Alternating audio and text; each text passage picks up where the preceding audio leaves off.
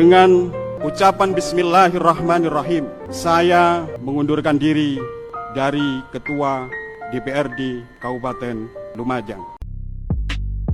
Ketua DPRD Lumajang, Anang Ahmad banjir pujian usai mundur dari jabatan imbas tak hafal Pancasila. Anang Ahmad, Ketua DPRD Lumajang, resmi menyatakan mundur dari jabatannya setelah viral tak hafal Pancasila.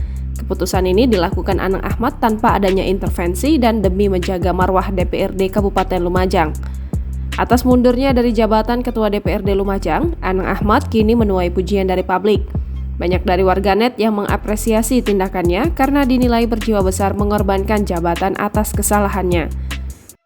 Saya mengundurkan diri dari Ketua DPRD Kabupaten Lumajang. Ketua DPRD Lumajang minta maaf dan mengundurkan diri usai videonya tak hafal Pancasila viral di media sosial. Pernyataan tersebut disampaikannya saat rapat DPRD Lumajang dalam agenda pembahasan Raperda Anggaran APBD tahun 2022. Kejadian viral tersebut diharapkan Anang agar bisa menjadi pembelajaran bagi siapapun yang berstatus sebagai pemimpin. Terlebih bagi jajaran Forkopimda setempat dan Wakil Ketua DPRD Lumajang yang mengaku menyayangkan keputusan sang ketua mundur dari jabatannya.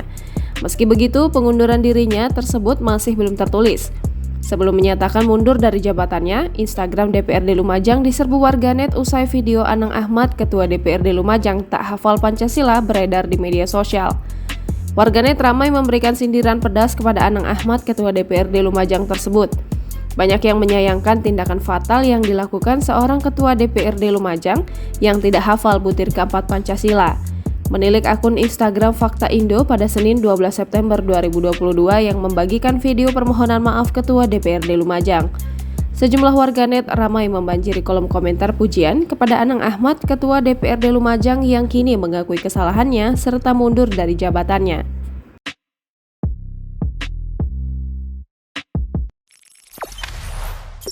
Jangan lupa subscribe, share, komen, dan like ya!